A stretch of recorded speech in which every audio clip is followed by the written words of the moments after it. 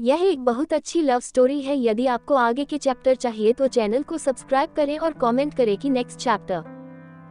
231 मेरे गाल गुलाबी क्यों नहीं है। दोनों सहेलियां एक दूसरे से बचते हुए पकड़म पकड़ाई खेलने लगी। तभी वहां राम आया और सिया उससे टकरा गई। अचानक से टक्कर हो जाने से उसका बैलेंस बिगड़ा और गिरने लगी, लेकिन राम ने उसे कमर से पकड़ खुद संभाल लिया और खुद के करीब कर लिया। उसने उसे ठीक से खड़ा करते हुए कहा, क्या कर रही हो सिया? देख कर चलो, अभी गिर जाती तुम। सिया ने नजरें उठा के उसे देखा, फिर तुरंत नजरें झुका ली। उसके ऐसा करने से राम असमंजस से उसे देखने लगा। उसने नासमझी से पूछा, क्या हुआ? अब ऐसे नजरें क्यों चुरा रही हो?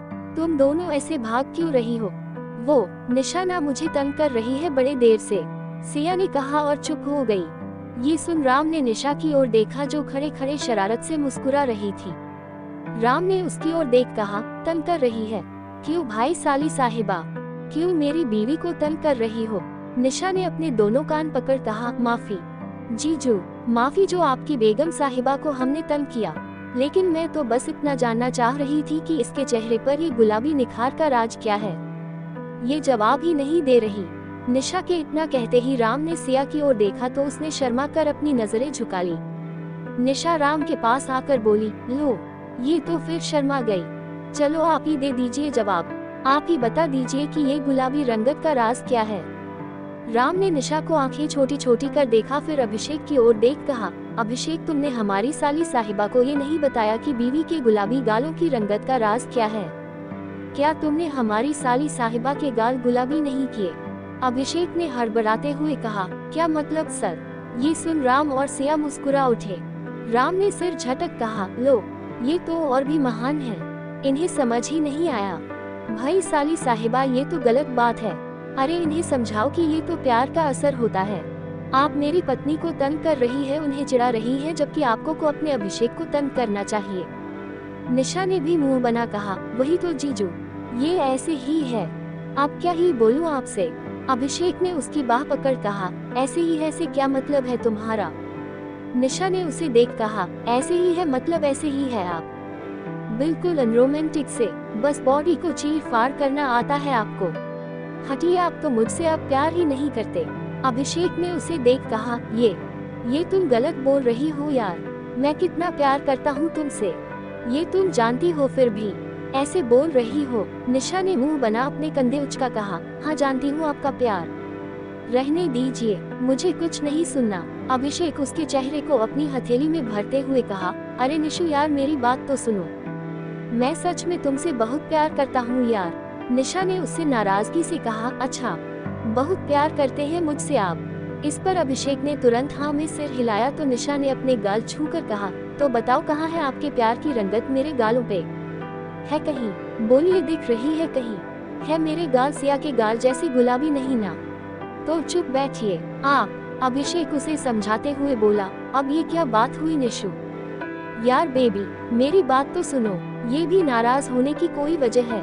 सिया ने उन दोनों को ऐसे बहस करते देखा, फिर राम की ओर देखा जो मन मन मुस्कुरा रहा था। सिया ने उसे कोहनी मार धीरे से कहा, ये आपने क्या कर दिया? आप इन दोनों को लगवा क्यों रहे हैं? इनकी बहस हो रही है। राम ने उसकी बाह छूकर कहा, हाँ तो होने दो बहस, मेरी पत्नी को तंग जो कर रही थी, अब चुप रहेगी और अपने में ही उलझी रहेगी। इतना बोल राम मुस्कुरा दिया। सिया आंखें बड़ी बड़ी कर बोली, आप ना बहुत बदमाश हो गए हैं, ऐसे कोई लड़वाता है क्या पति पत्नी को?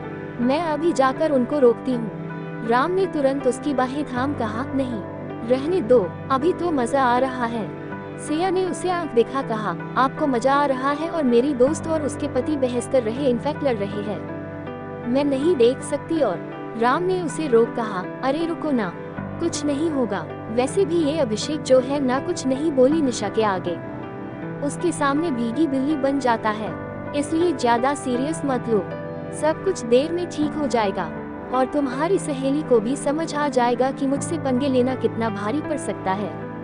जब देखो तब कभी मुझे चिढ़ाती है तो कभी तुम्हें, एटलीस्ट आगे जाकर तो नहीं करेगी। इतना बोल राम मुस्कुरा दिया। उन दोनों की बाबू सोना वाली बहस ऐसे ही बढ़ती जा रही थी और राम उन्हें देख मुस्कुरा रहा था। साथ में उसने सिया का भी हाथ पकड़ रखा था।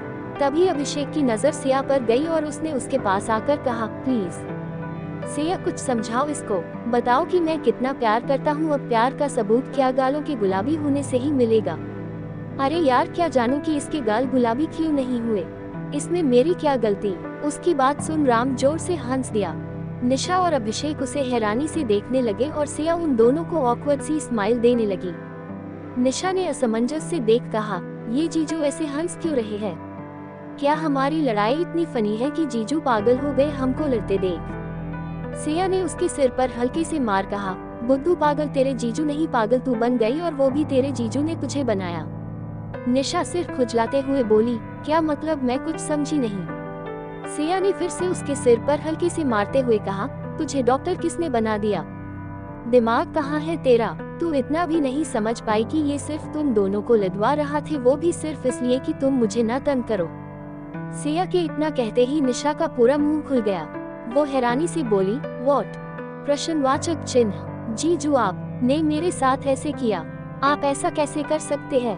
अभिषेक ने राम के आगे हाथ जोड़ कहा, सर क्या करने पर तुले थे आप? आज तो हम दोनों के बीच तीसरा विश्व युद्ध पक्का था, वो भी सिर्फ इसलिए कि मेरे गाल गुलाबी क्यों नहीं हुए। ये सुन राम एक बार फिर हंस पड़ा।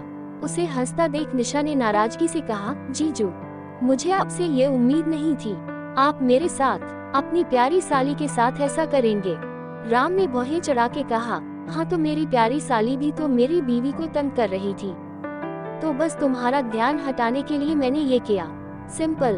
विस्मयादिबोधक चिन्ह, हिसाब बराबर। निशा ने मुंह बनाकर कहा, वाह रे, बड़े आए मेरी बीवी वाले। अब प्यारी साली कुछ नहीं रही, भूलना मत साली आधी घरवाली होती है। राम ने उसकी बाह पकड़ कहा, अरे आधी क्यों, पूरी बन जाओ, आई डोंट माइंड। कहते हुए अपने करीब खींच उसे देख अपनी एक आई विंक कर दी। निशा आंखें बड़ी बड़ी कर उसे हैरानी से देखने लगी। उसने तुरंत राम से अपनी बाहें छुड़ाई और अपना ठीक कटकते हुए सिया की ओर देख बोली, यार ये जीजू को क्या हो गया? तूने एक ही रात में क्या जादू कर दिया? एकदम से ऐसे बदल कैसे गए? कुछ तो गड़बड़ है बॉस। सिया उसका सिर सहला बोली, कुछ गड़बड़ नहीं है, चल ये तो बस ऐसे ही तुझे परेशान कर रहे हैं क्योंकि तू इन्हें ऑलरेडी बहुत परेशान कर चुकी है, इसलिए ये तुझे परेशान कर रहे थे। ये सुन निशा ने राम की ओर देखा तो वो मंद मंद मुस्कुरा रहे थे। निशा ने मुंह टेढ़ा कर कहा, आपको तो मैं बाद में देख लूंगी। बाद में देख लेना साली साहिबा, अभी चलकर नाश्ता करे। राम ने मुस्कुराते हुए कहा तो निशा ने भी मुंह बना कहा, जी चलिए, वैसे भी आप दोनों की वजह से ही लेट हुआ है हमें, कब से पेट में चूहे दौड़ रहे हैं। उसके इतना कहते ही राम ने उसकी ओर हाथ बढ़ा कहा, ओ तो चलिए आपको नाश्ते की टेबल तक लेकर चलें। निशा ने भी मुस्कुराकर उसकी हथेली पर अपना हाथ रखा और कहा, चलिए। इतना बोल दोनों डाइनिंग टेबल की ओर बढ़ गए। सिया और अभिषेक उन्हें मुस्कुराकर देख रहे थे। अभिषेक ने सिया की ओर देख कहा, थैंक्स सो मच सिया कि आज तुमने मुझे बचा लिया, वरना ये तुम्हारी फ्रेंड तो मेरा खून ही कर देती और रीजन होता कि मेरे गाल गुलाबी क्यों नहीं हुए। कहते हुए अभिषेक हंसने लगा। सिया भी हल्के से हंसते हुए बोली, आप भी ना अभिषेक, इतनी प्यारी तो है मेरी फ्रेंड। अभिषेक ने निशा की ओर देख कहा, हम है तो वैसे एक बात और कहूँ। सिया ने नजरें उठाकर उसे देख कहा, हाँ बोलिए। अभिषेक ने राम की ओर देख कहा, सर का आज जो रूप देखा है ना, ये आज से पहले कभी नहीं देखा। तब भी नहीं देखा है जब तुम उनके साथ थी, लेकिन आज उनको ऐसे देख दिल से खुशी हो रही है और वो भी बहुत खुश है, दिल से हंस रहे हैं, मुस्कुरा रहे हैं। उन्हें उनके बच्चे, उनकी बीवी मिल गई, उनकी फैमिली पूरी हो गई, वरना वो कभी मेरे बेटे के साथ तो कभी सनी सर की बेटी के साथ खेलते, उन्हीं पर ही अपना प्यार लुटाते। थैंक गॉड कि तुम उनकी लाइफ में वापस आ गई। अब आए हो तो कभी मत जाना। सिया ने अभिषेक की ओर देख कहा, अब तो सिर्फ मेरे भगवान ही मुझे उनसे अलग कर सकते हैं, उसके अलावा और कोई नहीं। साजिश करने वाले की साजिशों पर पानी फिर गया। ये सुन अभिषेक हल्के से मुस्कुराया। इधर राम ने निशा के लिए बड़े सम्मान से चेयर खींची और उसे चेयर पर बैठाया। फिर अभिषेक और सिया की ओर देख कहा, यार अब अभी जाओ, सच में बहुत भूख लगी है। कहते हुए उसने मुंह बनाया तो सिया और अभिषेक जल्दी से डाइनिंग टेबल के पास आए। अभिषेक निशा की बगल और सिया राम की बगल बैठ गई और चारों मिलकर नाश्ता करने लगे। तभी राम की नजर सामने बैठे निशा पर गई, जो कभी तो बहुत प्यार से तो कभी धमकाकर अभिषेक को खिला रही थी। और बेचारा अभिषेक चुपचाप खा रहा था। ये देख राम हल्के से मुस्कुराया और सिया की ओर देखा जो उन्हें ही देख मुस्कुरा रही थी। ये देख राम ने सिया की ओर चम्मच से एक बाइट बढ़ाया तो सिया ने हैरानी से उसकी ओर देखा। राम ने आंखों के इशारे से ही उसे खाने के लिए कहा तो सिया के चेहरे पे बड़ी सी मुस्कुराहट आ गई। उसने हल्के से मुंह खोला और वो बाइट खा लिया। चारों ने अपना नाश्ता फिनिश किया। फिर राम ने डाइनिंग टेबल से उठते हुए कहा, सो आप लोग अपनी अपनी पैकिंग कर लो क्योंकि हम आज रात ही वापस दिल्ली लौट रहे हैं। सिया ने कहा, आज ही? राम ने उसकी आंखों में देख कहा, हाँ आज ही, क्योंकि यहाँ के सारे काम हो गए हैं। लेकिन तुम क्यों ऐसे पूछ रही हो? तुम्हें और कुछ दिन यहाँ रुकना है। इस पर सिया ने ना में गर्दन हिलाकर कहा, नहीं। विस्मयादिबोधक चिन्ह, जहाँ आप वहाँ मैं, जहाँ मेरे राम वहाँ उनकी ये सिया। ये सुन राम ने प्यार से उसके गाल छूकर कहा, गुड, तो तुम तैयारी करो, मैं अभी आया। सिया ने पूछा, लेकिन आप कहाँ चले? राम ने फिर से गाल को छूकर कहा, मुझे कुछ काम है, मैं बस कुछ ही देर में आता हूँ। ठीक है, सिया ने तुरंत कहा, आपको यहाँ भी काम है? यहाँ क्या काम? राम ने बहुत ही शांत लहजे में कहा, है कुछ काम? मैं तुम तो जानती हो, पिछली बार मैं यहाँ काम से ही आया था। हम इस पर सिया ने हल्के से मुस्कुरा के अपना सिर हिलाया तो राम ने प्यार से उसके गाल थपथपा कहा, गुड गर्ल। विस्मयादिबोधक चिन्ह, मैं थोड़ी देर में आता हूँ, ओके। सिया ने सिर हिलाया तो राम उसे बाय कहा। फिर निशा और अभिषेक को भी बोल वहाँ से चला गया।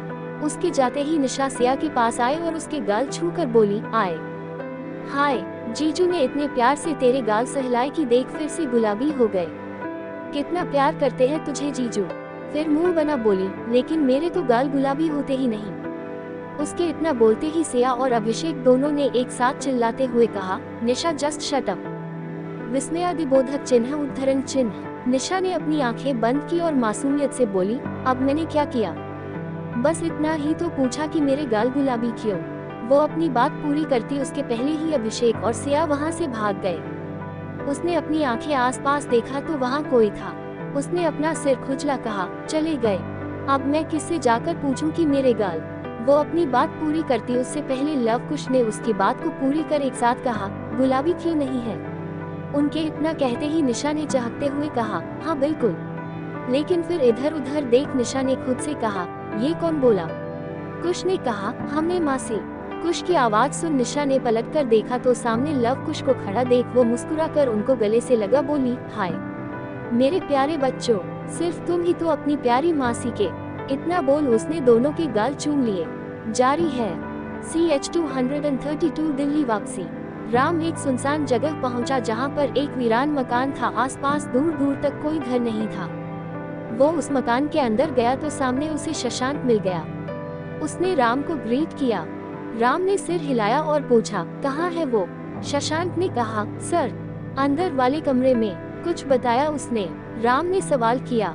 शशांक ने कहा, नहीं सर, बहुत मार मार कर चमड़ी उधेड़ दी लेकिन उसने मुंह नहीं खोला। राम ने एक नजर उसे देखा फिर कहा, चलो। इतना बोल राम शशांक के साथ उस कमरे में गया जहां पर वो आदमी था जिसने गोली चलाई थी। वो आदमी एक जगह कोने में पड़ा था। मार खा कर उसकी हालत खराब हो गई थी। राम के अंदर आते ही उस कमरे की लाइट ऑन की गई। लाइट ऑन होते ही वो आदमी अपनी आंखें खोल कर हाते हुए बोला, मुझे छोड़ दो, मैंने कुछ नहीं किया। शशांक ने उसके बाल पकड़ कहा, अच्छा तुमने कुछ नहीं किया तो गोली किसने चलाई? तेरे बाप ने। कहते हुए उसके बाल खींचे तो वो दर्द से कराह उठा। वो कराहते हुए बोला, आह मैं कुछ नहीं जानता, मुझे छोड़ दो, मैं कुछ नहीं जानता। शशांक ने उससे पूछा, बता गोली किसके कहने पर चलाई थी? उस आदमी ने कहा, किसी के नहीं, मैं कुछ नहीं जानता। ये सुन राम ने उससे पूछा, अच्छा तो तुमने मुझ पर गोली ऐसे ही शौकिया चला दी थी? तुम ऐसे ही किसी भी राह चलते पर गोली चला देते हो जब तुम्हारा मन किया तब। ये सुन वो कुछ नहीं बोला, बस अपनी गर्दन ना में मिला। मैं कुछ नहीं जानता, मैं कुछ नहीं जानता, यही बोले जा रहा था। राम ने कुछ देर तो उसको शांति से देखा फिर एकदम से उसके माथे पर गन लगाकर कहा, मैं कोई फालतू बात नहीं करूँगा। अगर सही जवाब दिया तो तुम्हारी जान बच जाएगी वरना गई।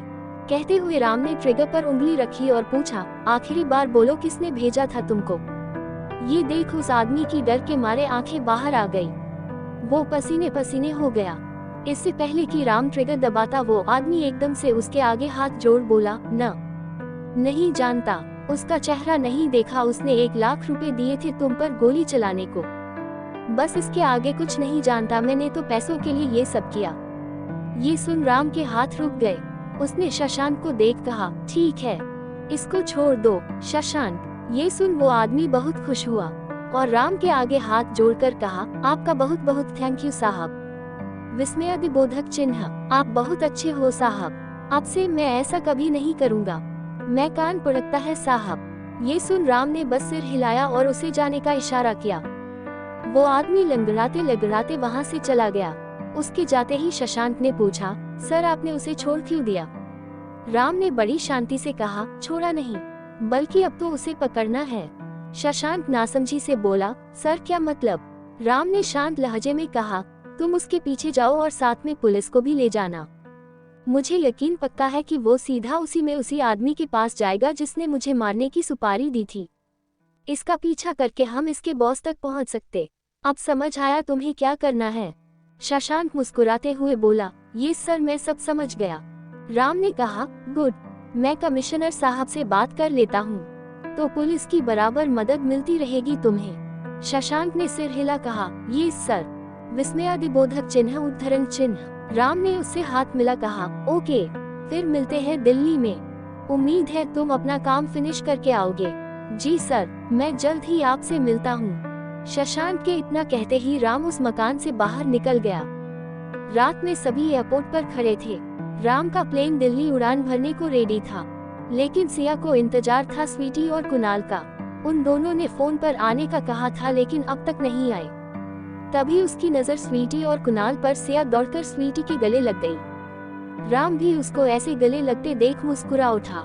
सिया ने उसके गले लग कहा, चल जल्दी, कितनी देर लगा दी, और सामान कहाँ है तेरा? सिया के इतना पूछते ही स्वीटी ने उसे रोक कहा, सिया हम अभी तेरे साथ नहीं आ रहे हैं। ये सुन सिया ने हैरानी से स्वीटी को देखा, फिर कुणाल को। उसने पूछा, लेकिन क्यों? तुम दोनों हमारे साथ दिल्ली नहीं आना चाहते क्या? क्या तू मुझसे दूर रहना चाहती है स्वीटी? बोल। स्वीटी ने मुस्कुराते हुए कहा, नहीं यार, कैसी बातें कर रही है, तेरे बिना मैं रह सकती हूँ क्या? तभी निशा ने पूछा, तो फिर क्या बात है, तू हमारे साथ क्यों नहीं आ रही है? वैसे भी 10 साल से बड़ी बेस्ट फ्रेंड बनी घूम रही है इसकी।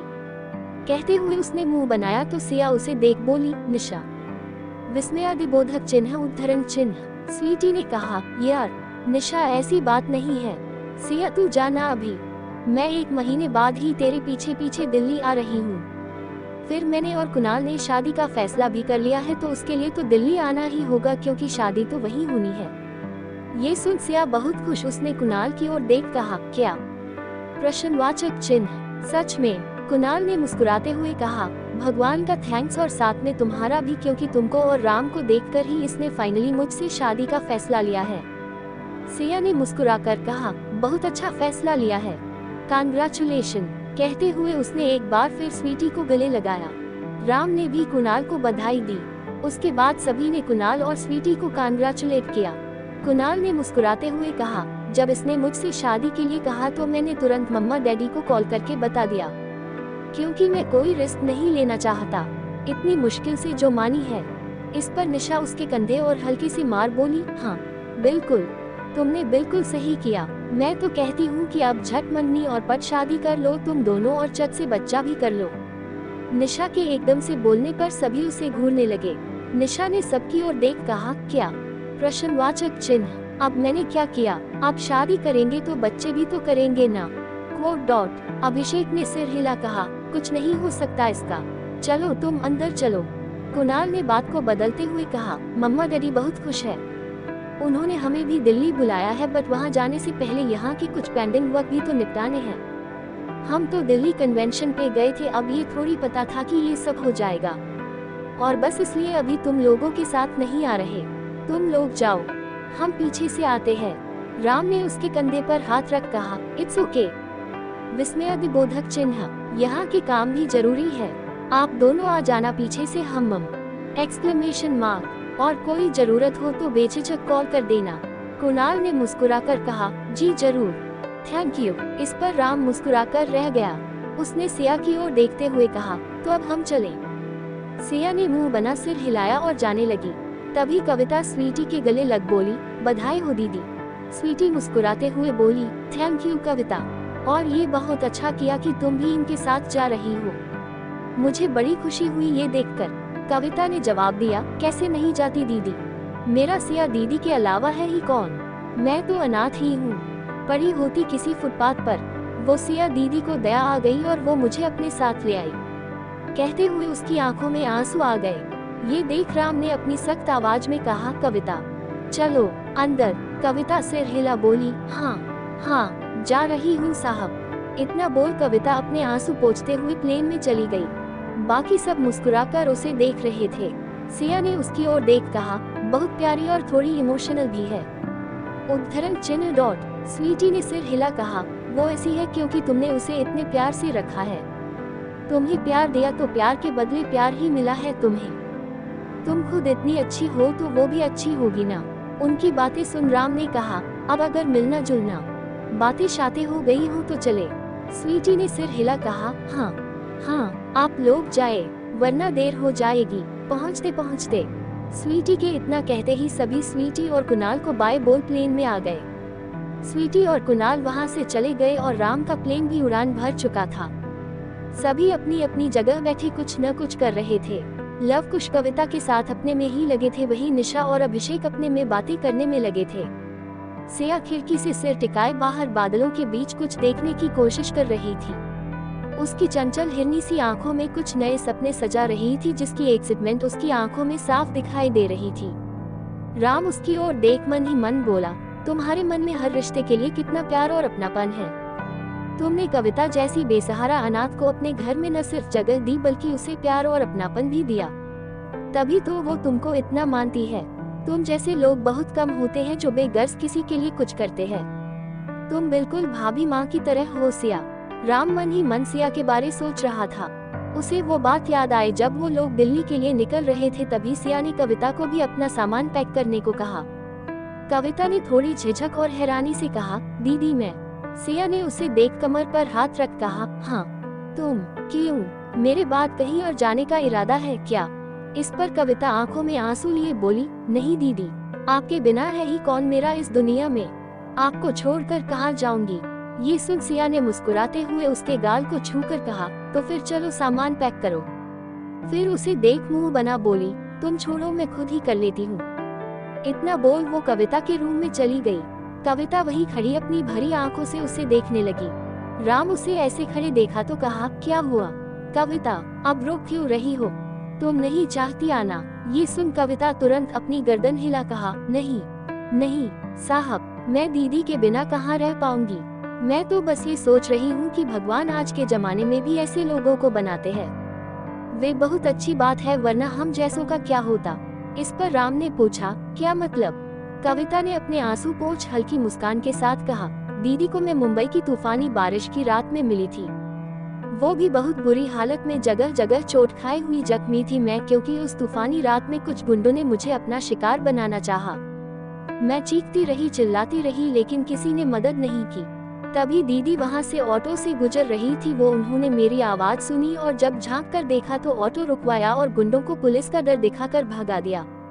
वो बिल्कुल भी नहीं डरी, जबकि वो खुद उस समय 7 महीने से प्रेग्नेंट थी। इतना बोल वो रुकी और एक गहरी सांस छोड़ी। सिया के हाल का पता चलते ही राम ने पूछा, फिर क्या हुआ। वो गुंडे, उन्होंने सिया को कोई नुकसान तो नहीं पहुंचाया ना। इस पर कविता फीकी मुस्कान के साथ बोली, नहीं, कहा ना, दीदी बहुत हिम्मत वाली है, वो किसी से नहीं डरती। उन्होंने जैसे ही पुलिस को कॉल लगाया वो सारे गुंडे भाग गए। फिर ऑटो वाले के मदद से वो मुझे अपने घर ले आई। तब उनके पास बस एक कमरे की एक छोटी सी खोली थी, उसी में रहती थी वो, लेकिन उन्होंने मुझे अपने साथ रखा, मेरी देखभाल की। मैं धीरे धीरे ठीक हो गई, फिर दीदी के साथ ही रहने लगी।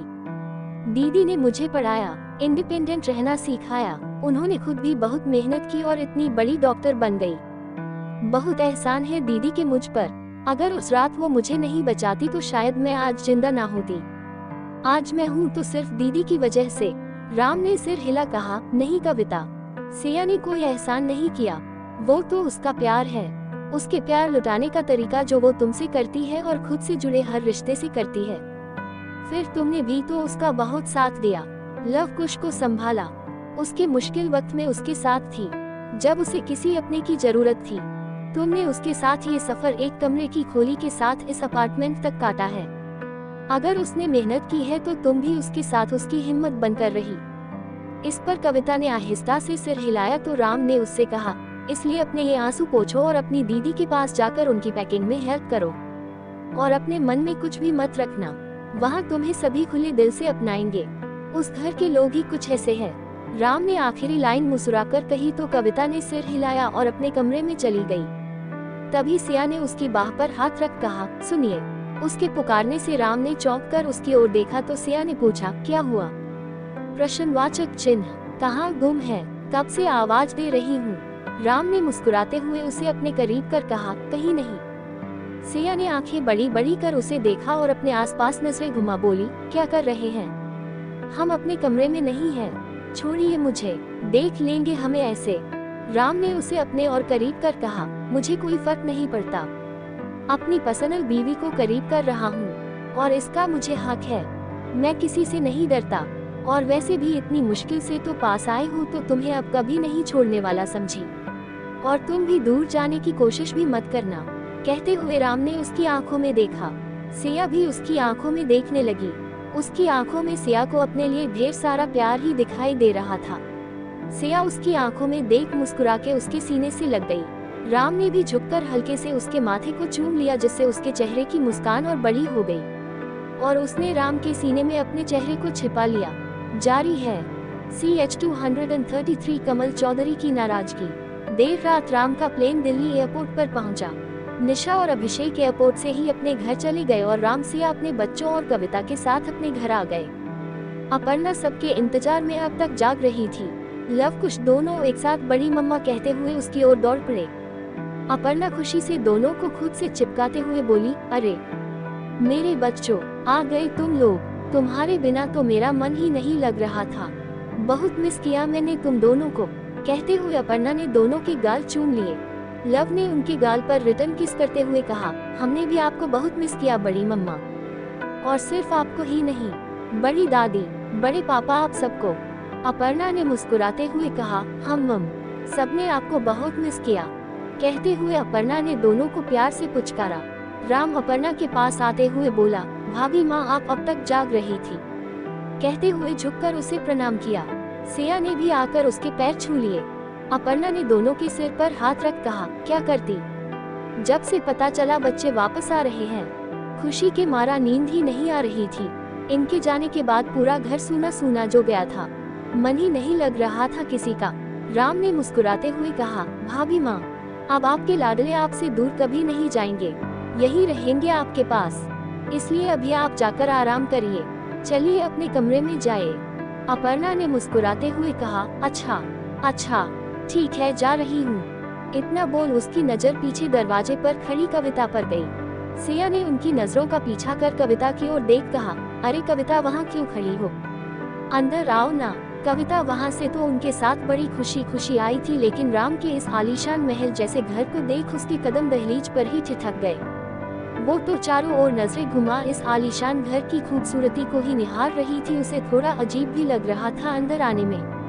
सिया के बुलाने पर कविता कुछ झिझकते हुए अंदर आने लगी।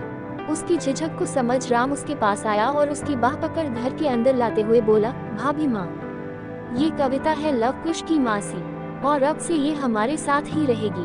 अपर्णा ने तुरंत मुस्कुराते हुए कहा, आओ कविता, इस घर में तुम्हारा स्वागत है, आओ तुम्हें तुम्हारा कमरा दिखाती हूँ। कविता ने अपर्णा के सामने हाथ जोड़ कहा, मुझे किसी सर्वेंट क्वार्टर में रहने के लिए छोटी सी जगह दे दीजिए बस मालकिन, कोई आलीशान कमरा नहीं चाहिए। ये सुन राम ने कहा, सर्वेंट क्वार्टर क्यों, तुम कोई नौकर हो और वहाँ मुंबई में तुम क्या सर्वेंट की तरह रहती थी नहीं ना, तुम तो लव कुश की मासी हो, सिया की छोटी बहन, तो तुम सर्वेंट क्वार्टर में क्यों रहोगी।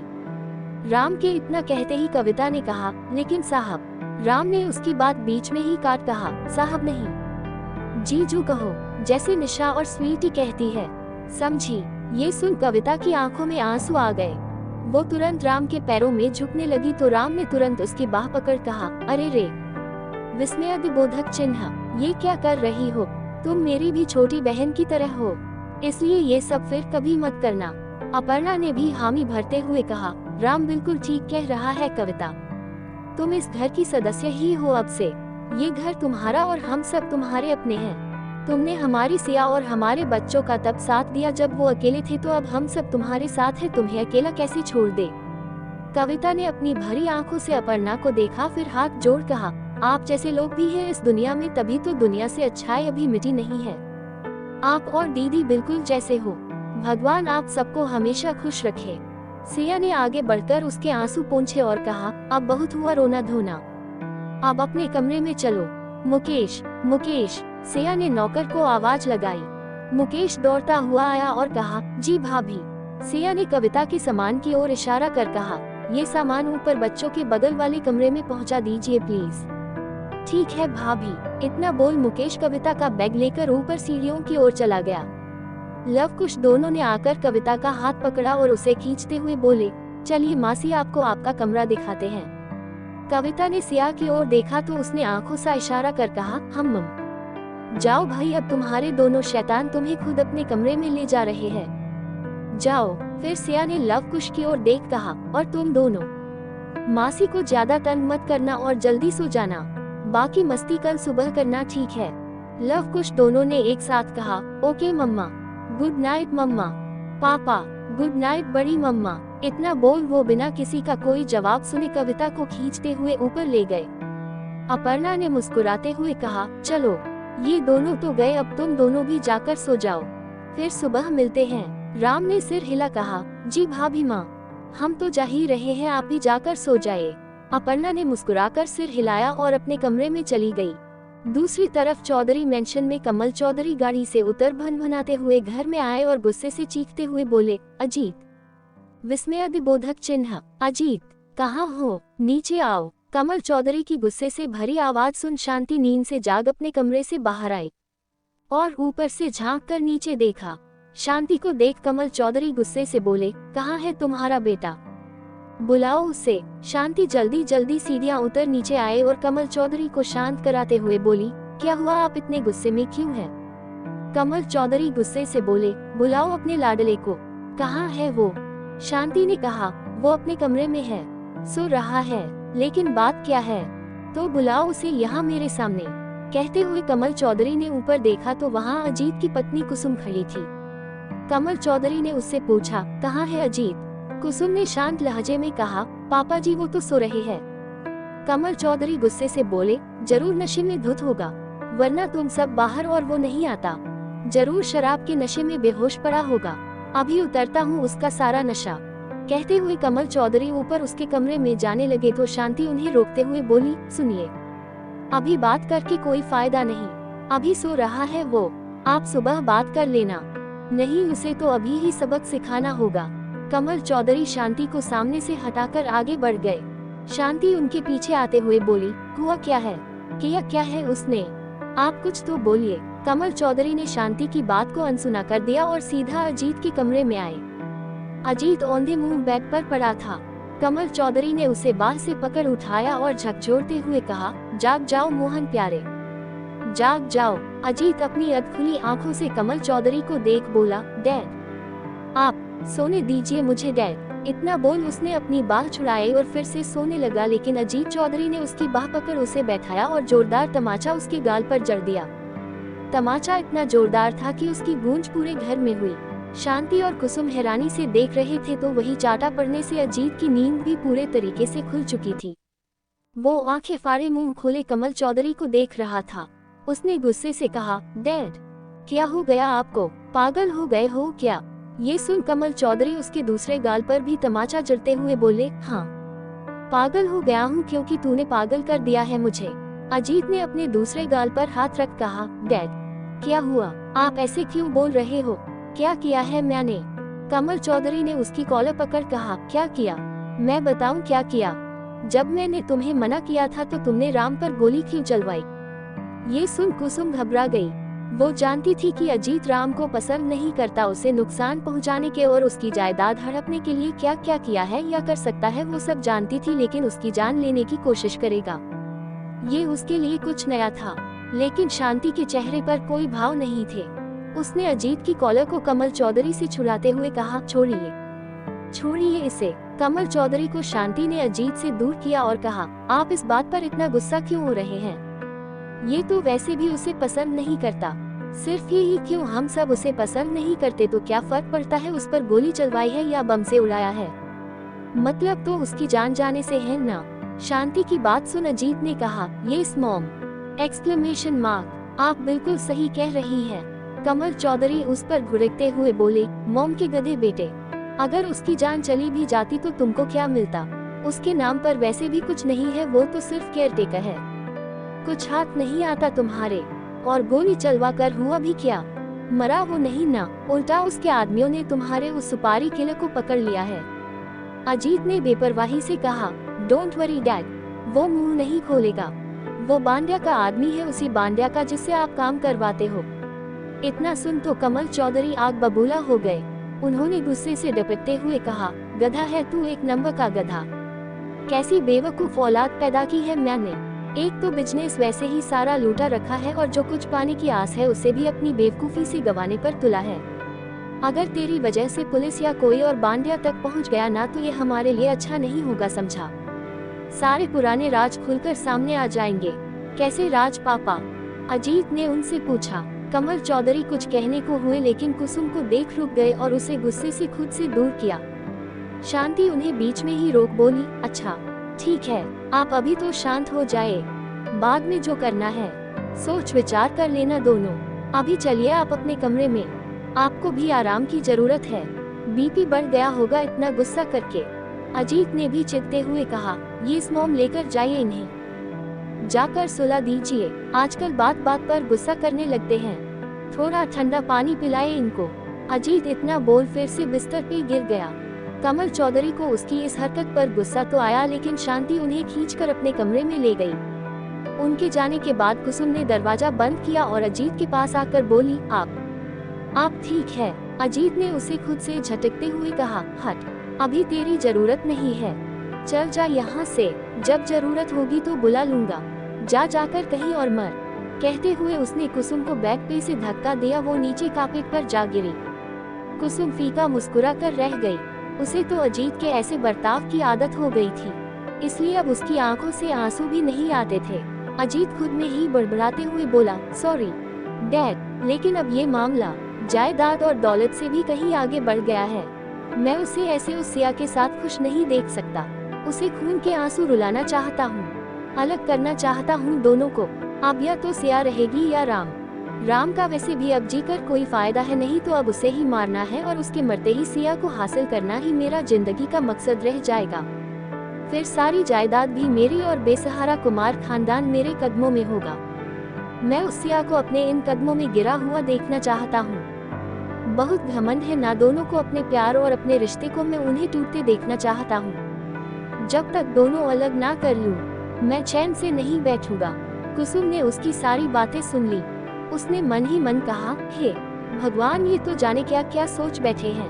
प्लीज इन्हें इनके इरादों में कभी कामयाब ना करना। राम भैया पर अपनी कृपा बनाए रखना भगवान। मेरे पति को जरा सद्बुद्धि देना। इतना बोल उसने अपने हाथ जोड़ लिए। राम के घर में सभी सुबह का नाश्ता कर रहे थे, तभी शांति बुआ एक बार घर में प्रवेश हुई।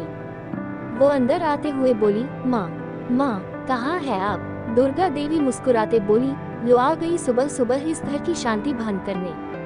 पता नहीं क्या सोचकर हमने इसका नाम शांति रखा था, अफसोस हो रहा है मुझे। दुर्गा देवी के इतना कहते ही राज और बच्चे हंस पड़े। अपर्णा भी हल्के से मुस्कुराए। सिया ने बच्चों को आंख दिखा हंसने को मना कर दिया तो लव कुछ चुप हो गए।